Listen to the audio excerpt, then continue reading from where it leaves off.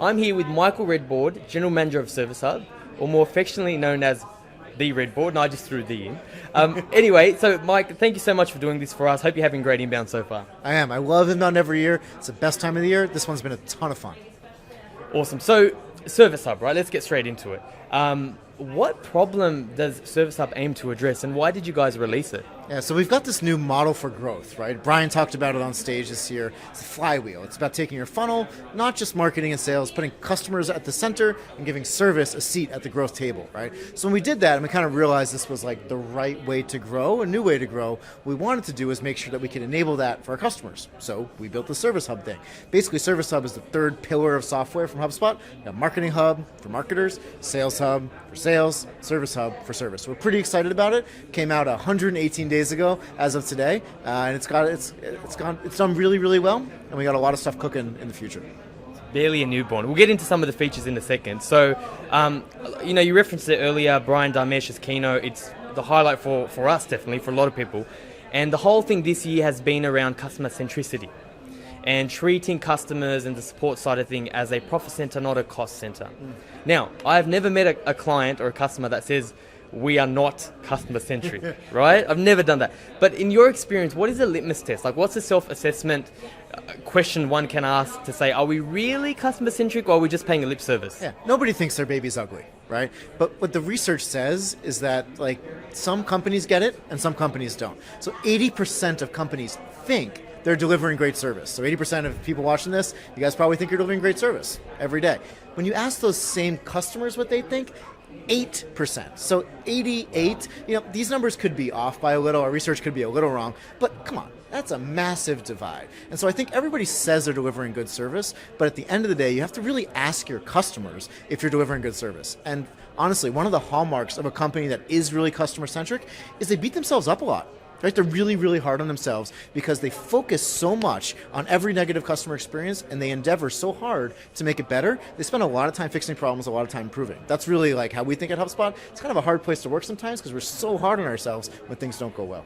But you're obsessive about it, and that is a litmus test. Like, are we obsessive about it, or is it just we've got to get through it? Yeah. So a lot of this kind of falls to the marketers. Marketers are already really, really busy. They already have a lot of demands, maybe chief amongst them lead generation.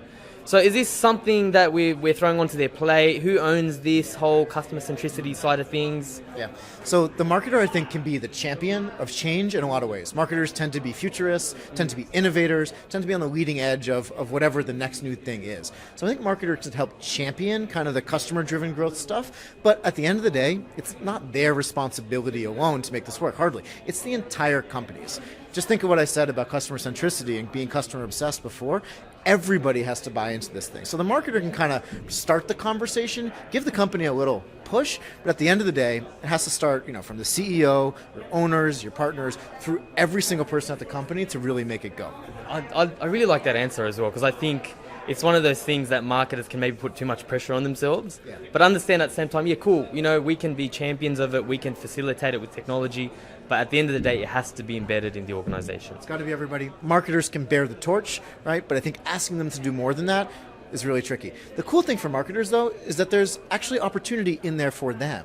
If they can have a happier customer base that wants to advocate more, that can unlock that advocacy into case studies and reviews and better word of mouth and referrals, it actually makes a marketer's job a lot easier. It's just this kind of wind in your sails of growth your customers can be. So there is opportunity out there for marketers if they can help to be the champion of the change. It's a great way to think about it. Everyone struggles with case studies. No one likes chasing them or whatever. I love it. Okay, so a really tactical question. NPS, a lot of people know what it is. Maybe quickly explain what it is if they don't. But what's the value of it? Like, is it, so what if, they rate us a 9 or a 10? Where's the value in tracking that? Yeah, I think NPS has a big kind of specter in the market, right? And when you say those characters, NPS stands for Net Promoter Score, right? It creates somehow a bunch of feelings in the person you're talking to. I just said it. You guys probably felt some stuff. And it's like, why is that the case? It's because a lot of people have hung a lot of responsibility on NPS. Let's talk about what NPS actually is. It's a 0 to 10 point scale that says, would you recommend us to a friend or colleague? It's a good question and a simple way of measuring it, and it's granular, so you can track kind of micro movements over time. That's why it's a 0 to 10 point scale as opposed to just a yes or a no. So NPS is not a bad thing or a good thing. It really depends how you use it. I think if you use NPS as a regular way to kind of ask your customers how much they would recommend you, it can be a very powerful tool. If you take NPS and you calculate the score and you make it your entire job and pin your compensation on NPS, that's not what it was designed to do. It was designed to be a measure of customer advocacy in a directional sense, a tool for companies to use on a very, very long term, and to aggregate lots and lots of data together. So I'm actually a fan of NPS, but you have to use it right. You can't kind of hang too many wishes on it, because it's actually a very simple tool. It's really a micro survey. One scale, 0 to 10, one question. In that question, though, you can find answers that will really help drive your growth, improve your customer experience, unlock all sorts of new great stuff for your customers if you kind of get down to it and really focus on the customer experience as opposed to the score. I love what you said then. I'm going to use it and I'm going to steal it when I explain it. You're so right. We have to remember it's directional. It is long term. And you said something else there that I quickly want to touch on. Micro improvements. What people don't realize, it's actually very hard to, once you have statistical significant data, it's very hard to move those points. So I think it's also worth, like, if you're interested in this sort of stuff, do a little bit of research, do a little bit of reading on the subject matter before you start touting it and get upset that it didn't go from a 8 to an 8.5, which would be awesome if it did. Final, obviously NPS, that's something you can do in the Service Hub. So quick shameless plug, what else can we do in the Service Hub? What else can we measure? Yeah, so there's 3 verbs we want to help our customers do a Service Hub. The feedback stuff is really one of the ways that you help grow, right? You understand who your best customers are and you grow with them. But there's other verbs in there. So we got engage, which is all about reactive service, guide, which is more proactive service, and then grow, which is about growing together with your best customers. And so for engage, we've got a help desk, right? Ticketing, conversations, automation.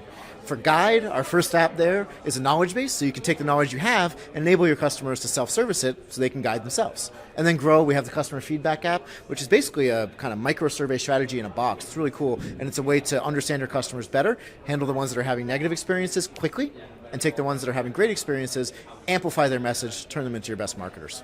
Awesome, Michael. You've done this before. Thank you very much and hope you have a great inbound. Pleasure.